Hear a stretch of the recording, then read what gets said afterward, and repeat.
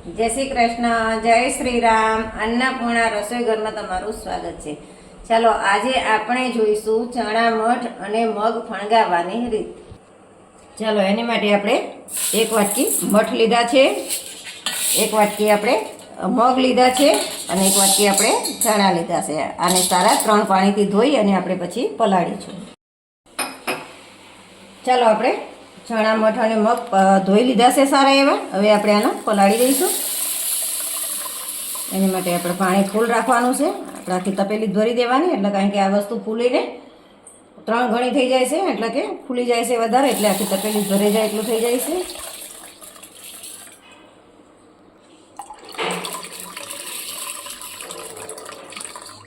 આ રીતે આપણે આખી તપેલી ભરી અને 10 થી 12 કલાક સુધી આને પલાળવા દેવાના છે.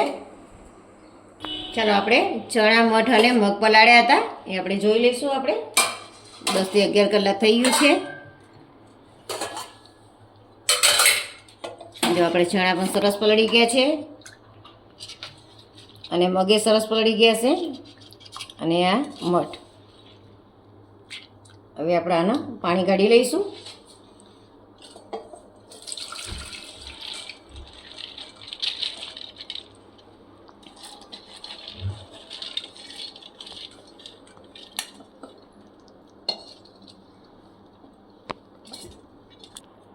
આપણે બધા મઠ કાઢી લીધા છે. આપણા આમાંથી પાણી બધું જો નીતરી ગયું છે નીચે. હવે આપણે આ તપેલી ધોઈ આમાં તે મઠ પાછા નાખી દેવાના છે. આપણા મઠ છે એ સાવ નથી નીતાળી લેવાના આપણે, કે પૂરા નથી કરી દેવાના. આ રીતે થોડાક ભીના જ રાખવાના છે, તો જ આપણા ગમે તે વસ્તુ ફણગાશે સારી.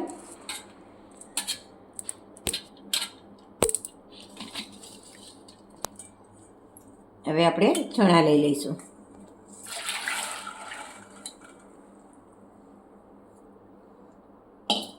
ચણા પણ આપણે આ તપેલી ધોઈ નાખીશું. આ આપણે આ રીતે જ મૂકી દેવાના, વધારે હાવ નથી નીતાળી દેવાના, થોડુંક ભીના રાખવાના છે. મગ છે, મગ તો આપણે દેશી મગ હોય એટલે થોડા તો અંદર કોળા રહેશે, તો આપણે કોળા નીચે રાખવા અને આપણે જે પલળી ગયા છે એ મગ કઈ રીતે ઉપર લેવા એ હું તમને બતાવીશ. આપણે મગના આ રીતે જે રીતે ઓસાવતા હોય એ રીતે આ રીતે આપણે કરવાનું છે.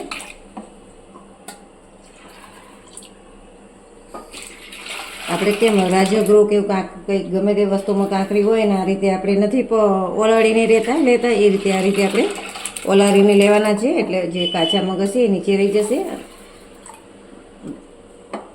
જે પલળ્યા નહીં હોય એ મગ નીચે રહી જશે અને પલળેલા મગ બધા આ પાણીમાં આવી જશે.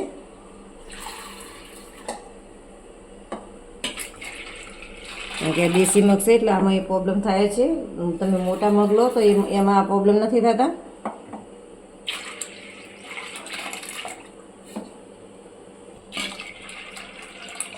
જો આપણા કોરા મગ રહેશે એ જો હાવ કોરા છે એ નીચે રહી ગયા છે, અને આપણે જે પલળી ગયા છે એ મગ બધા આ વાસણમાં આવી ગયા છે. તો આ રીતે તમે ઓલારીને કરશો તો સરસ તમારા બધા મગ આવી જશે. અને આ નવા મગ છે આપણે દેશી, એટલે આમાં થોડાક વધારે રહેશે કોરા. આ મગ આપણે ફેંકી દેવાના નથી. આ મગ બાફીએ તો બફાઈ જાય છે. આ બાફ્યા પછી કંઈ કોરા નથી રહેતા, એટલે તમે જ્યારે શાક બનાવો ત્યારે આ શાક આ મગ તમે શાકમાં લઈ શકો છો. હવે આપણે આનું પાણી કાઢી લઈશું. ચાલો હવે આપણે 3 એમથી પાણી કાઢી લીધું છે અને આપણે આ સાવ કોરા નથી કરવાના, ખાલી પાણી નિતારી લેવાનું છે. હવે આપણે આ રીતે 3 ml ઢાંકી અને આપણે એક ખૂણામાં ઉભારી જગ્યા હોય ત્યાં મૂકવાના છે, એટલે એને વધારે હવા ના મળે, એટલે ફણગીને આપણે સરસ થઈ જશે. આમાં આપણે 10 કલાક જેવું થશે. પણ ચાલો આપણે મઠ જોઈ લઈશું. જો મઠ પણ સરસ બધા ફણગી ગયા છે અને ચણા આપણા થોડાક જ ફણગ્યા છે, કારણ કે ચણામાં વાર લાગે છે ફણગાતા, એટલે હજી આના 4 કલાક બીજા થશે. હવે મગ અને મઠ ચણા તમારા પલાળ આ રીતે ફણગાવીને ખાવાથી ખૂબ જ ફાયદા થાય છે. કેલ્શિયમ પણ વધે છે અને B12ની કમી હોય, લોહીની કોઈ ઉણપ હોય, એના માટે પણ બહુ સારા. રોજ તમે 1 મુઠ્ઠી જેટલા ખાઈ જાઓ તો બહુ સારા. ચાવી ચાવીને આને ખાવાના. આખા જાય તો એ કંઈ ગણ નથી કરતા. તમે ચાવી ચાવીને આ વસ્તુ ખાવાની હોય છે. અને આના કોઈ ડબ્બામાં કે એમ પલાળવાની કંઈ જરૂર નથી. મેં તપેલીમાં જ કર્યા હતા. તપેલીમાં જ બહુ સરસ ફણગી જાય છે. એટલે આના માટે કંઈ બીજો ખોટો ખર્ચો કરવાની કંઈ જરૂર નથી. ઘણા પલાળે પછી કપડામાં કરે ના દે એવું કાંઈ જરૂર નથી. તપેલીમાં જ પણ બહુ સરસ થઈ જાય છે. ચાલો હવે આપણે આનું શાક બનાવીશું. આજે આનો સલાડ પણ થાય છે અને આની ભેળ પણ બનાવીને ખવાય છે.